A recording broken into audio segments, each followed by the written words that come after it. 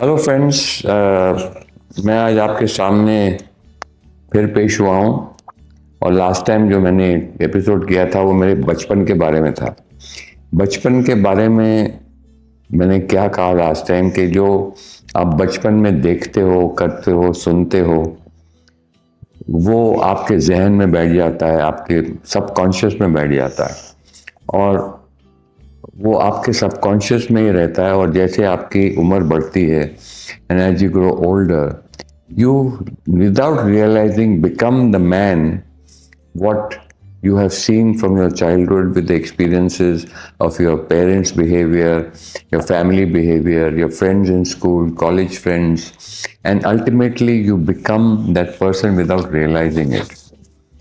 And that is what you realize now that you have become.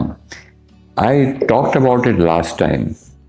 This time, I'm going to go one step further and talk about something more of my life from school, college, and my business and my employment experiences which I've had. And I have Asim with me here with a lot of questions he wants to ask me. So Asim, ask me what you want to do. There's a saying, blood is thicker than water. Blood Do is you thicker think than water. do you think that your friend circle are fair weather friends, especially No, no, no. in this city? 95% of the friends you have are fair weather friends today. 95% I would say who are there with you are fair weather. But then that 5% of the bad weather friends are also there with you who will stand by you and be by you. I have seen it many times when I was ill, my son was there, my daughter-in-law was there, Rengin was there, everybody was there by my side. And also friends who came and stayed there because they wanted to be there. Those were the genuine ones who were there, always there for me. So there's something that I did right. How do you judge people? Give us a secret today. I've seen you within a few minutes of interacting with somebody. You know most of the things about them. I can judge a person in 5 minutes. I Exactly. can sit by the body language, by the dress he or she is wearing, and the way she talks and walks and dresses. I can make out that person in 10 minutes. That is an instinct. That's a Give us strange. your trade secret today. There's no trade secret. That trade secret costs a lot of money and experience. But I have been blessed with that. I don't know what it is. It's a blessing. But I have never been wrong about a person, right from get go. And that has been my biggest saving factor. That's been my shield. ये मेरा कवच है. And that protects me from all the wrong kind of people coming into your life. Of course, they have a lot of wrong people have come into my life, and I have suffered because of that. But each कवच, जो तीर लगता है ना कवच पे, वो dent हो गया है. वो डेंट्स बहुत है कवच में, लेकिन वो कवच पेनिट्रेट नहीं हुआ, नहीं तो मैं मर जाता. So that is what has been in my life, and that has been my very strong point about judging a people at this stage. And at this stage, I can tell anything about any person or what the intention of those people are. And that has been a blessing with me, I must say. That is something I cannot teach you. That is something that you have to learn out of your own experiences. But you have to learn from them and then follow them, what that experience has taught you.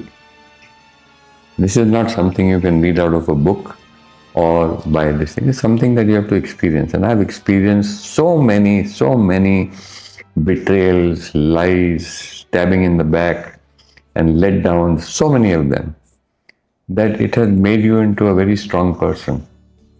And I have also betrayed a lot of people. My relationships, I have betrayed my wife, I have betrayed my other relationships, I have betrayed them. I own up for it. But it takes a lot of guts to own up for the mistakes that you made and what are the cause and effect of it. Like I said in my last, I left behind a tornado of havoc behind me. When I look behind, I have spoiled the lives of so many people in my lifetime. It's like a twister or a tornado which has hit and left behind nothing but disaster and finished, damaged stuff. I have done that. And I'm paying the price for it. So we all carry our own crosses today. We have to carry our cross. There's no shortcuts in life. So I'm carrying my cross in my own way. So that's how it is. And I admit it. I have no shame. A lot of people like to have their skeleton in their cupboard and they hide it. Like I told you, what is in my heart is what is in my mouth is what I speak. That's how it is.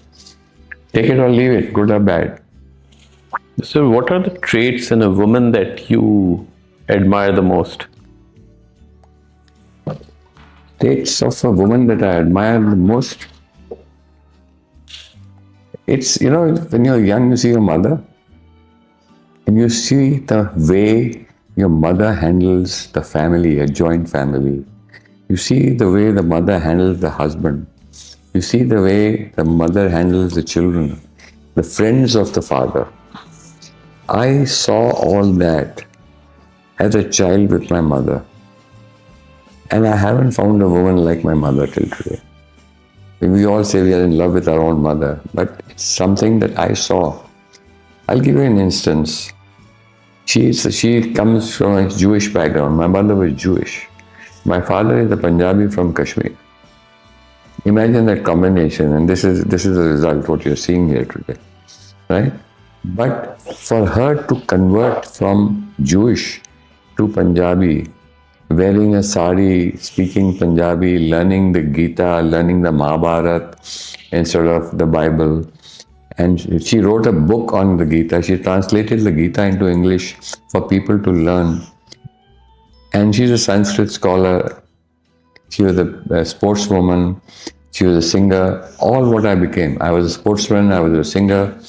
And the way you handle people, instances, I've so many talked about personally calling parties. I have parties for 200, 300 people. I've talked about this earlier, that I make it a point to call each and every one for my party personally. I don't send WhatsApp messages. These things I learned from my mother because she used to dial that phone, that one with the dial. And she used to make a list and say, Aap zarur aiye hamare ghar. We would love to have you. Now that was what I picked up, I learned. These are things which I learned, I follow even today. And my friends are now beginning to follow. Rajan, you're so right. I call them, why you call them? You send a message, they're coming. I said, no, I want to personally call you. And that little touch makes a difference. Or taking a gift for a friend, sending a flowers to a friend on a birthday, or calling personally somebody for a birthday. These are little things. Second thing is when my father used to come home, my mother used to be dressed. She used to work. But she used to be perfectly dressed for the evening for him, serving a cup of tea, whether they're going out or not. Today, you will see a husband and wife. Husband comes back in the evening, wife is sitting in a night suit, hair all shattered, no makeup, nothing, चूड़ी बन के बैठी हुई है. लेकिन वो husband आता है बोलते यार किधर आ गया घर पे. There's nothing to come home to. And then the Rona, Dhona, and whatever else has happened, he starts throwing you with all this thing. So things are changed so much today because of the life has become so fast and your attention span has reduced. Your tolerance span has reduced. So today where the women were tolerant, the tolerance in today women will not tolerate anything going on. So your tolerance span, attention span is reduced, and that causes a lot of bad marriages or uncomfortable marriage or divorces. So that is something that things have changed. But these are little things that if you don't have to learn, do them, you see the results. And simultaneously, what are the traits in a man that you would admire? You come across somebody, say, this man I admire because of these reasons. So what are those traits? The reason I'm asking you these questions is because you have a lot of wisdom and a lot of exposure. Whatever you say, even if it's picked up by 10 people, men, women, both, that will improve the life of not only those people, but the circle of influence they will have. The people you admire is something that when you meet people, like for somebody I admire, I look up to, is Mr. Sunil Dutt. I mean, he's been so close. I have his photograph in my hall, in my office, everywhere. And the book is dedicated to him. He's a man whom I looked up to because he was like a panther. When he walked into the room, he walked like a panther with his head held high. He was a no-nonsense guy, and he told everybody the way he felt. And he lived life on his own terms, and I learned to do that from him. You know?